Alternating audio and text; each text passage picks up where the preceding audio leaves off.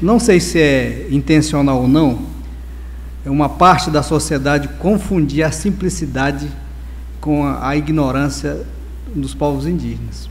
Porque, veja, todo enfrentamento dos povos indígenas, principalmente das lideranças indígenas, ela não vem com ganância de algo. Ela vem no enfrentamento em busca, eu costumo dizer aqui, todo ser humano precisa de um nível de felicidade.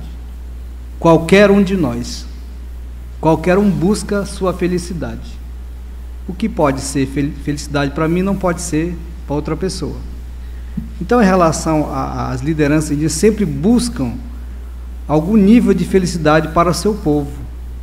E nesse processo, nessa busca simples que a gente ouve aqui do cacique, a nossa relíquia da Amazônia, eu troquei seu nome, tá?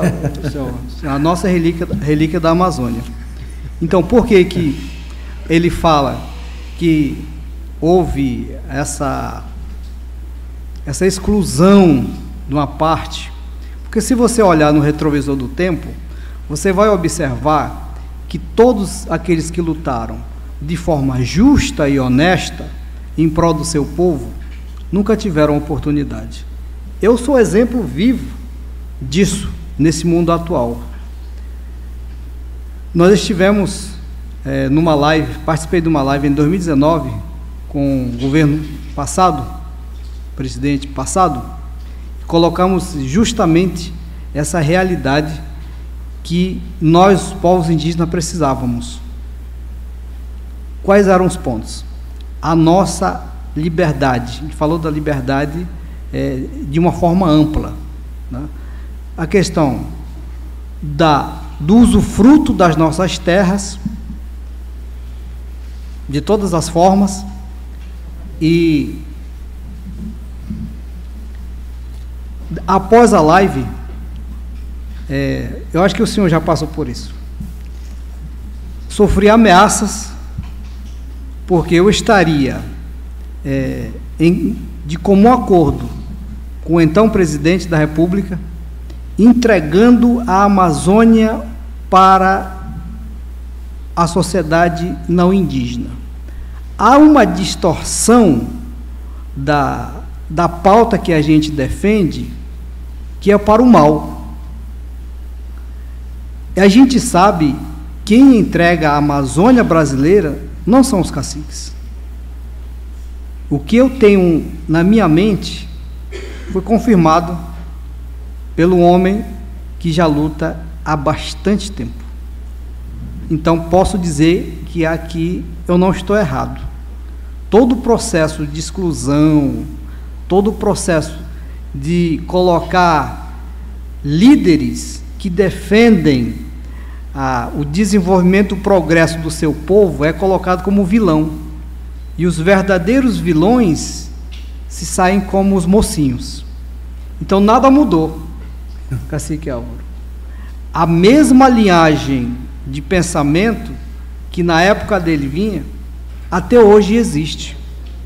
Por que é que a gente não consegue alcançar o nosso objetivo? Digo aqui para os líderes que ontem participaram, que tiveram aqui nesse bate-papo, eu analiso o papel do Estado brasileiro da seguinte forma: eles chegaram aqui, ocuparam as terras, e a gente está brigando. Eu digo a gente, eu estou generalizando todo o povo que luta por um pedaço de território.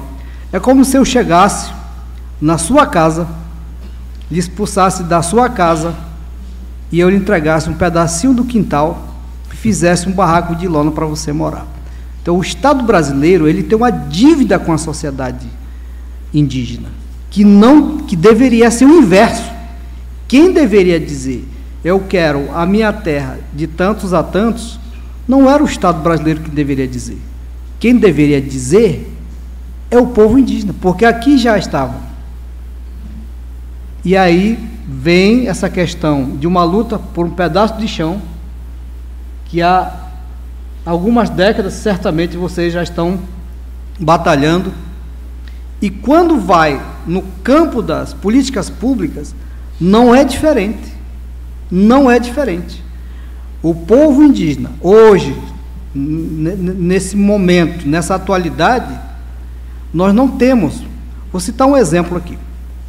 Diferentemente dos não indígenas, que possuem título de terra, que vão pegar um financiamento num órgão, numa instituição, para investir, para melhorar a sua vida, o indígena não pode chegar numa instituição que hoje no mundo capitalista dependemos de dinheiro. Eu não posso chegar com um título de terra e dar garantia para o banco, porque quem tem dinheiro é banco. Por isso mesmo que nós, de Roraima, nós defendemos a regulamentação da mineração. Por quê? Porque ele é uma fonte que a gente tem debaixo dos pés, que a gente poderia muito bem usufruir disso para melhorar a qualidade de vida do povo. Aí entra a questão da saúde, da educação. Nós teríamos essa liberdade para a gente fazer o que quiser, não ficar debaixo das regras, das leis do Estado brasileiro. Até porque, qual foi liderança indígena que assinou a Constituição do Brasil? Quem foi que concordou com isso? Porque é muito fácil para o Estado brasileiro chegar na América, falo isso tempo de colonização, e simplesmente tirar um povo de suas terras naquela época. Eu tenho o entendimento que aí sim era terra dos povos primitivos. Porque, como é que era? Porque o índio, ele não tem fronteira. Ele não tem fronteira. Existe um respeito, ou sempre existe um respeito às limitações de terra, mas não havia, como hoje, demarcado, homologado, terra de tantos hectares. Não há, hoje há limites, mas antes não havia limites. Então, no mínimo, o mínimo que o Estado brasileiro deveria fazer, que é justamente cumprir com o seu papel. Hoje nós estamos participando desse bate-papo, colocando a situação nossa, do povo indígena brasileiro, e buscando uma forma, buscando uma saída, para que a gente possa sair dessa situação, que é a própria vivência do povo, como é a nossa vida, melhorar nossa alimentação, adquirir bens materiais, que hoje para nós não é luxo, mas é necessidade, mas o Estado brasileiro não vê assim. Eles criaram uma legislação para impedir o povo se desenvolver, que é justamente essa simplicidade de uma liderança. Por isso eu disse, é confundida com uma certa ignorância, ou seja, não, ele é da mata, ele continua na mata, ele está feliz por lá, é assim que ele vai viver. Mas eles falam pelos povos indígenas, e deveria ser ao contrário. É o povo que deveria dizer, eu estou feliz assim, ou não estou feliz assim.